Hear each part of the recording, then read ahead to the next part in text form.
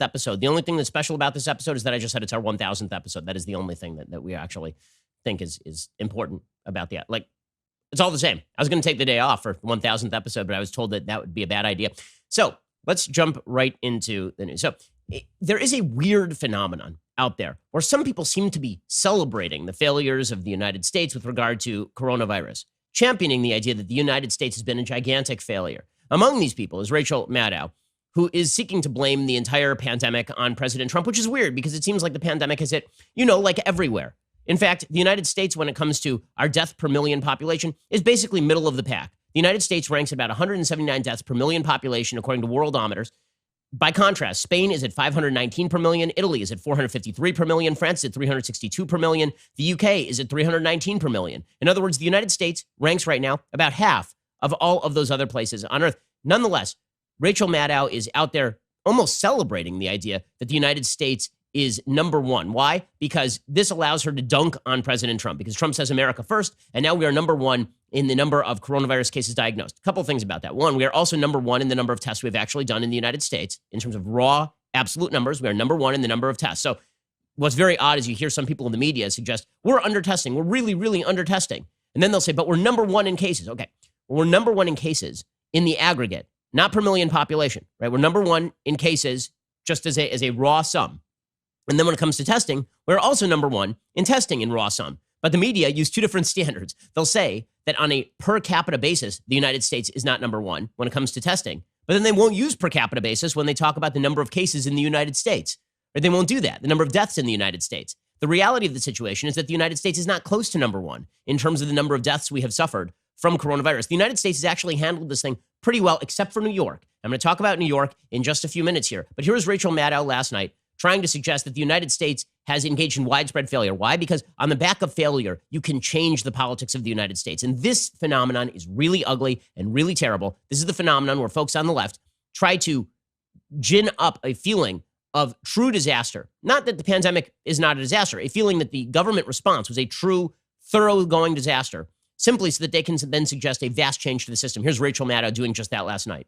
Downplaying the threat, ignoring the experts, refusing to prepare. Donald Trump is failing America.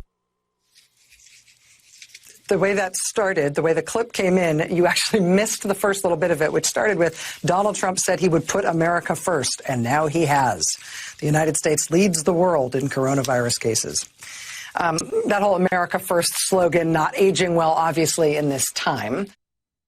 You can't hold back the smile there, can you, Rachel? That America first thing is, first of all, again, America is not the worst place in the world for coronavirus. Statistically speaking, the United States, again, not close to the worst place in the world for coronavirus. In fact, the United States ranks better in terms of deaths per million population, which is the stat that you should be using. The United States ranks better than virtually every European country with the exception of Germany. And when we talk about how the United States is doing, and we just passed 1 million total diagnoses of coronavirus, and again, that is a vast undercounting of the number of people who actually have coronavirus. It may be 5 to 10 times that number, considering that a huge number of people are asymptomatic, and antibody tests are showing a multiple of that number in terms of people who actually have acquired COVID-19 and who have not died.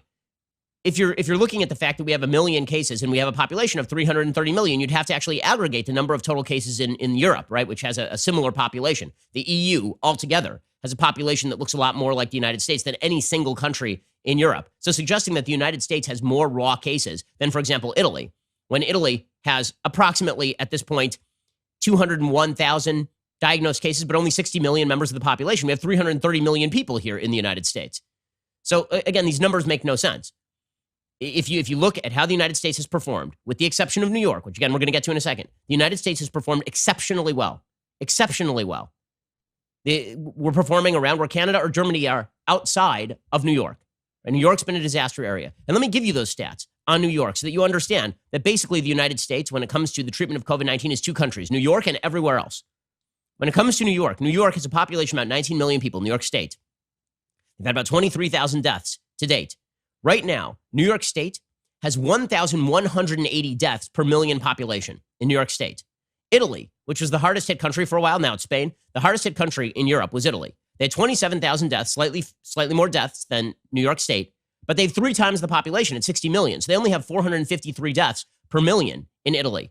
as opposed to 1,180 deaths per million in New York State. In Spain, which has been devastated, they have 519 deaths per million. New York State doubles that at 1,180. If you take New York State out of the calculation, which, again, because it is so outside the sort of normal distribution, you can make an argument for. If you were to do that, the rest of the United States looks like Germany or Canada. So the idea that this is equally devastated every part of the United States is obviously untrue. A national policy would be a disaster. Second of all, this does raise some questions about the governance in New York, where supposedly Andrew Cuomo was hero of the day. I remember when the media did the same thing after Hurricane Katrina, declaring that, I believe it was Kathleen Blanco was the governor of Louisiana at the time, was suddenly a wonderful governor, and Mayor Ray Nagin, who's a horrible mayor of New Orleans, right, calling his city a chocolate city that had been taken revenge upon by the federal government, when he was telling people not to leave the city in the middle of the hurricane. And the media made him out to be a hero because Bush had to be the bad guy.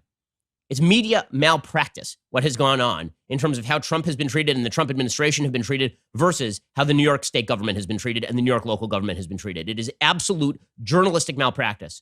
If there were a Republican governor of New York, the whining would never stop. The anger and rage would never stop. The media are angrier at Brian Kemp for telling people they can reopen their barbershops than they are at Andrew Cuomo in New York, who didn't shut down the state until late March, and Bill de Blasio, who's going out in public and telling people that they could go about their business through mid-March.